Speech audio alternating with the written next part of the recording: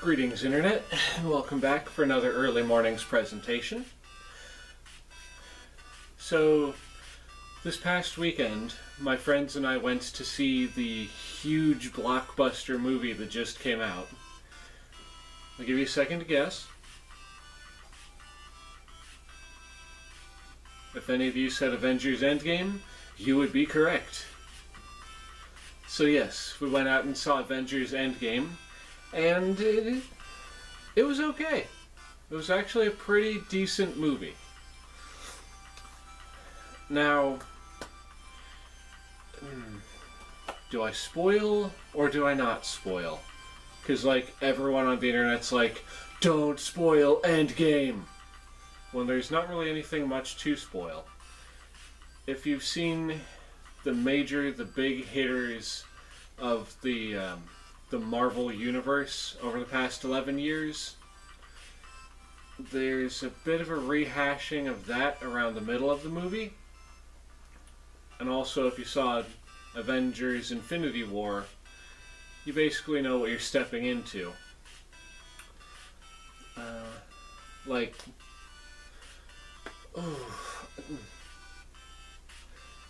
I have friends who might watch this and who would get upset at me for saying something. Let's just say, I'm sorry, ladies and gentlemen, but I'm having a moral dilemma. Do I tell or do I not tell? I'm gonna tell anyway. Screw it. It's my YouTube channel. If my friends get mad at me, whatever. Alright. So, with Avengers Endgame, as y'all have seen in the movie trailers, or at least some of the trailers, Tony Stark is still lost out in space with Nebula, I want to say is her name. You know, the blue cyborg lady, who's bad guy turned good guy, turned bad guy, turned good guy again, however that works. And, well, they're stuck out in space. Duh. And they're thinking, okay, this is going to be the end. You know, they're actually setting it up in these first couple of scenes that they think they're done. They think this is the end. They're not going to make it. And then we get the first of many awesome things that come up, and that awesome thing is Captain Marvel winds up just flying her happy self all the way out into space, and she winds up finding Tony Stark, aka Iron Man, aka Robert Downey Jr., and Nebula, and she takes their ship, which has been floating around in space, has just been stuck there, and she flies it all the way back to Earth and lands it in front of the Avengers Tower. And as such, the movie basically starts off. And then we have a bit... So this is going to be kind of jumbled, because this was a 3-hour epic that my friends and I sat through. One of my friends actually saw it twice in the same day. 3 times in the same weekend. Good for you, man. Oh, and by the way, the friend I'm talking about right now, he is the one who's going to be offended if he finds out this video has all the spoilers already. So anyway, Tony Stark and Nebula get brought back to Earth by Captain Marvel. Then we get a bunch of scenes where Tony is back in the, not Titan's Tower, back in the Avengers Tower, and they're talking about what happened, and then we get this shot of a storage locker where the van from Ant-Man is being stored. So yes, they're starting to bring the other characters into this. And I'm going to spoil this right now because this is about the stupidest, dumbest kind of funny, but ridiculous theory that the internet had going. Ant-Man does not fly up Thanos' rear end and expand and explode him. That does not happen. Stop it. Stop it, internet. In the words of Michael Jordan, stop it. Get some help. So, Ant-Man, of course, as y'all already know, is in this film, and this is the point where he comes back into the movie. And it turns out that when he went subatomic at some point, he was supposed to be brought back by Wasp, I guess is the character's name. I honestly don't really care. But he's brought back by Wasp. Or no, he's supposed to be brought back by Wasp, but because Thanos went, she was gone, and he was basically stuck in subatomic land. The only way that he comes back is by a MacGuffin. Essentially, this storage locker warehouse thing is not very pest controlled, so a rat is just crawling around on the dashboard of the van and happens to flip the right switch to activate the thing and blasts Ant-Man out of the back of the van into the storage locker, and boom, he's in the movie. And then we get this whole BS where he goes to the Avengers Tower and he's like, "Hey guys, it's me. You remember me? I'm Ant-Man. I was the giant guy when we were fighting blah blah blah blah blah in the last blah blah blah exposition blah blah blah blah blah. If you didn't see that movie, you don't know what the hell I'm talking about. Blah blah blah."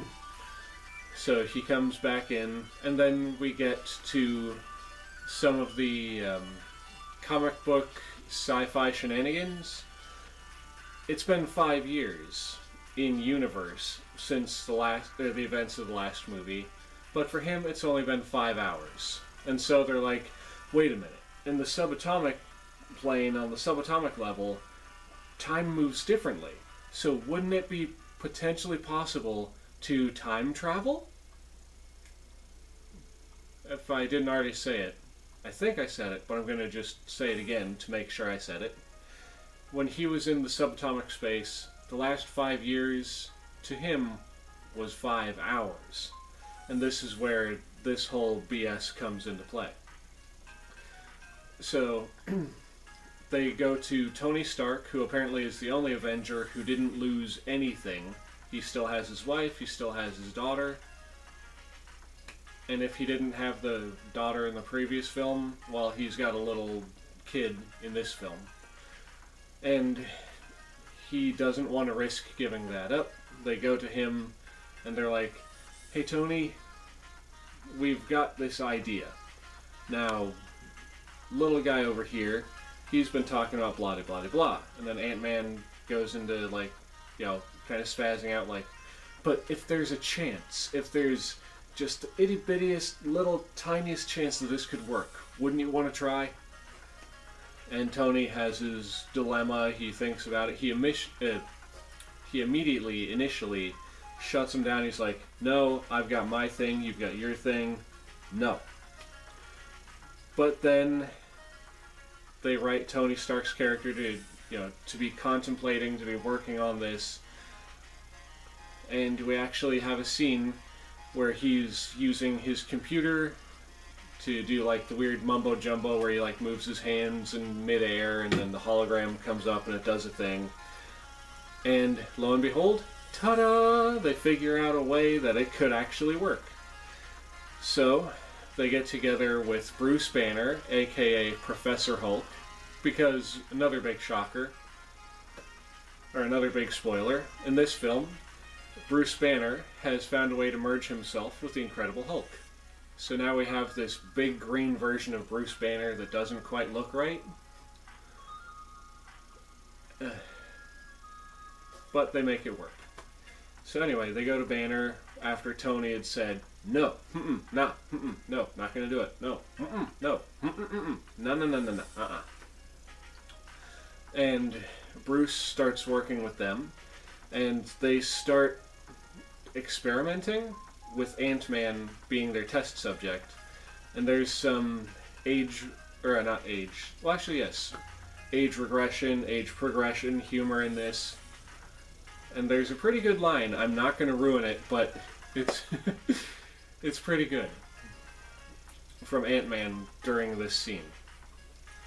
So anyway, around this point, Tony Stark comes in and he's... no. It's a little after this scene, I think. Regardless, shenanigans ensue. Tony Stark winds up back in the game, and after having a talk with his wife about this, because, yeah. So Tony Stark comes back to the Avengers Tower, and they're discussing all the things, and then they're like, let's do it. Let's go back in time, and let's fix this thing. So they do the time travel shtick. They screw up. Things happen.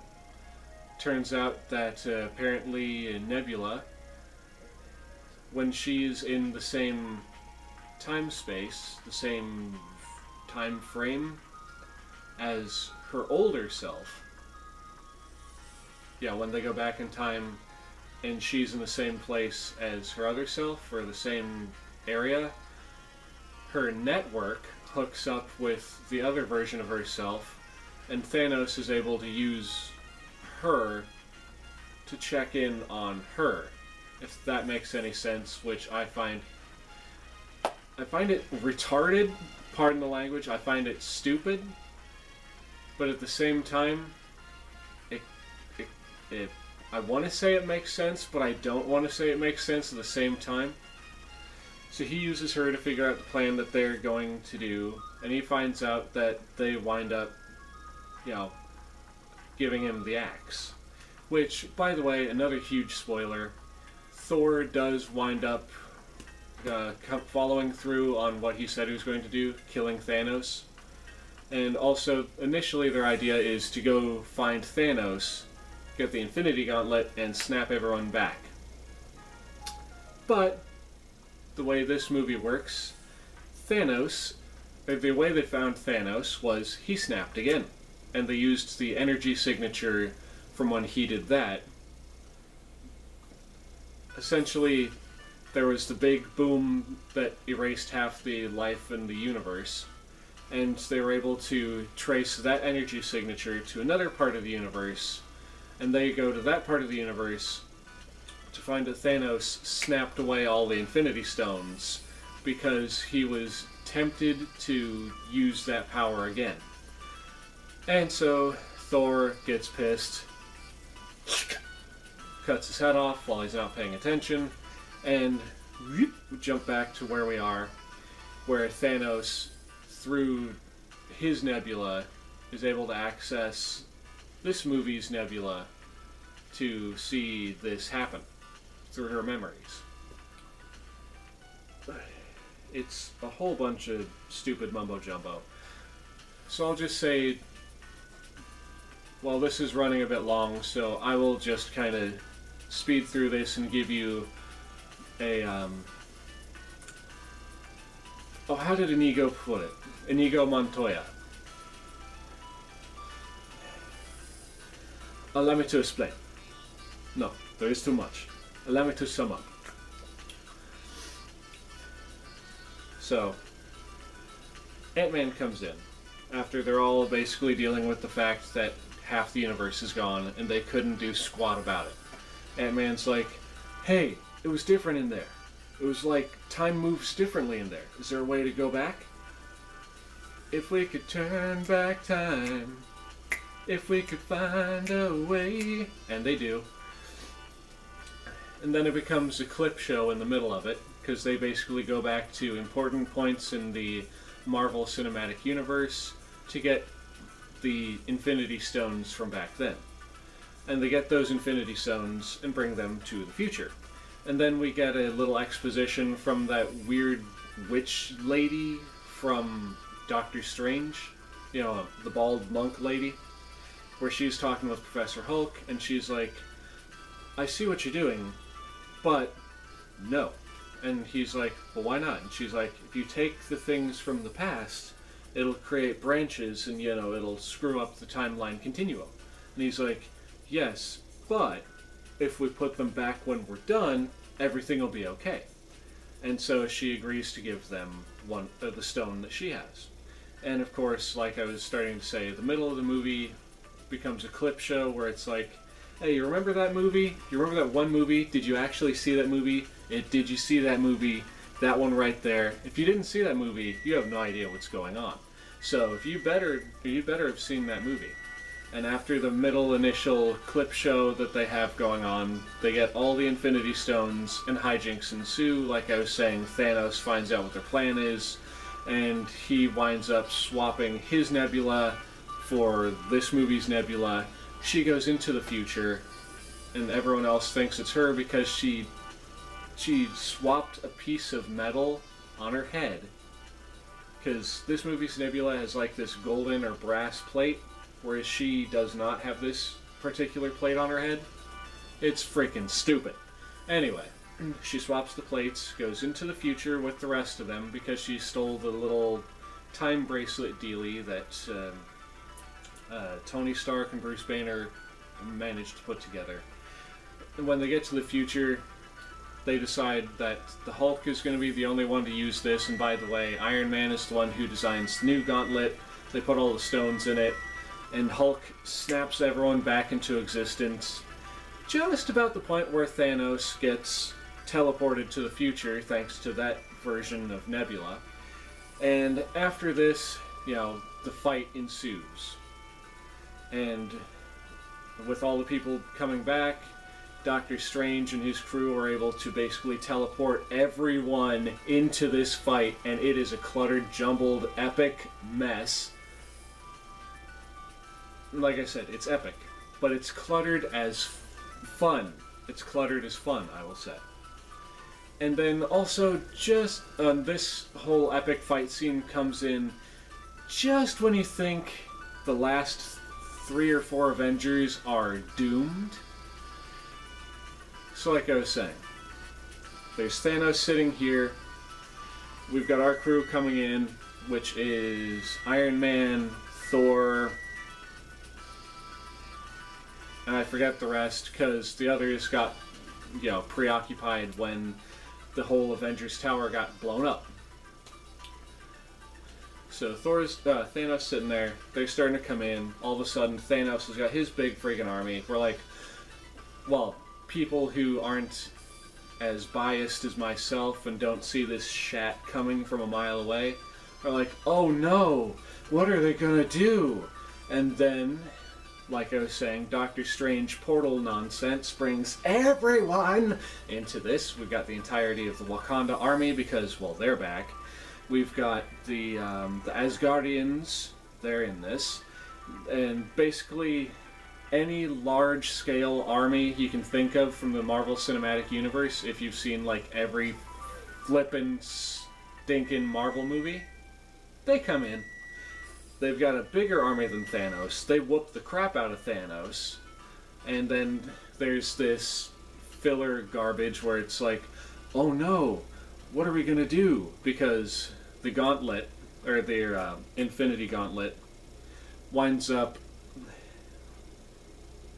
I'm just gonna skip through this. So the Infinity Gauntlet that the Hulk just used winds up getting down at the bottom of the rubble in the bottom of the sea. No, at the bottom of the rubble where the tower got blown up. They wind up getting it back up to the surface. They're trying to get this back to the Hulk so he can snap again. But Thanos sees what they're doing. He sees the gauntlet. He starts going after it because he wants to snap like he did before. And they're like, no. He's like, yes. They're like, no. He's like, yes. And then Spider-Man gets the damn thing. And then all of a sudden, what's her name? Captain Marvel gets the thing. Thanos, like, tries to beat the crap out of Captain Marvel. He, like, headbutts her like he does in every movie. Or headbutts people in every movie. And she just looks at him like, are you stupid? He doesn't get the gauntlet. He gets the gauntlet. Iron Man grabs the gauntlet. And Thanos, like, blasts him away from him after he, like, pulls the Power Stone off of the gauntlet and goes, pew! No, wait, no, he does that to Captain Marvel. Like I said, it's a jumbled mess. Anyway, so Iron Man is able to somehow get all the Infinity Stones off of the gauntlet, and onto his glove. And then he proceeds... Thanos says this line where he... Well, initially we don't know that Iron Man got the stones. And Thanos is like, I am inevitable. Nothing happens. We see the back of the gauntlet. The stones are gone. Then Tony Stark goes like this. And it turns out that he's got all the stones on his Iron Man armor hand thing. We see them, go into place. Power goes up his arm and starts like burning him alive.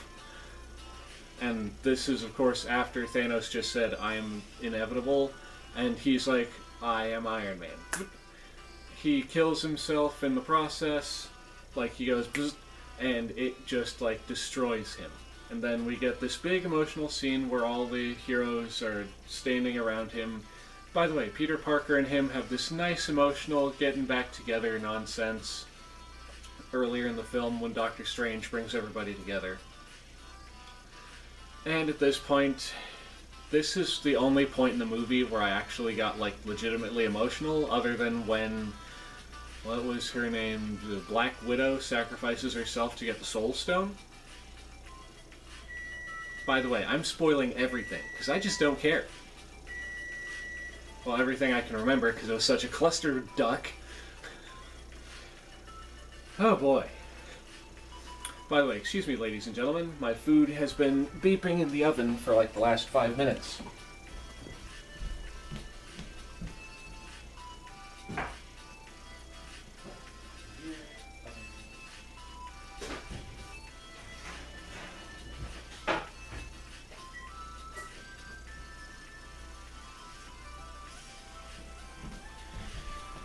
Alright, ladies and gentlemen, so like I was saying, there's this big war, like we had in the Wakanda thing, where it's like, oh no, the heroes are gonna not make it. Wait a minute. Cue the final army! And everyone comes in. And by the way, this huge reveal of the army starts off with the Wakandans. Black Panther and his 2 tribal women come out first. And then portals just, that if you've actually seen Doctor Strange, which I've seen bits and pieces, so I had seen just enough to know what that weird orange fire ring in the air was. So everyone comes in. Thanos is like, oh no. Oh, and by the way, Thanos is planning this one after seeing how everyone reacted to the initial plan of like snapping away half the universe, and everyone's mourning and they're like, no, we're not having this. We're gonna fix this. Thanos is like, that didn't work. So what I'm gonna do is I'm gonna snap everything out of existence and then snap into existence a new world that is not gonna remember the old world, and therefore they're not gonna get mad at the fact that I did this thing. So that's the reason in this movie why everyone's like, no, you ain't having that gauntlet. You ain't having the Infinity Stones. Nada.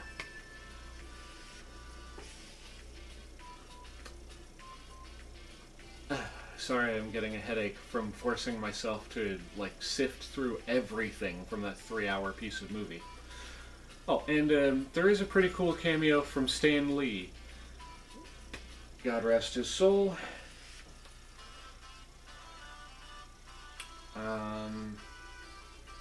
Again, I'm not going to spoil certain things, even though I just said it, I'm going to spoil everything. There are certain things that I'm not going to spoil, because I want you guys to actually see this movie, because if I had to deal with a 3-hour ass-numbing epic, y'all are going to have to deal with a 3-hour ass-numbing epic to know everything that goes on in that piece of film.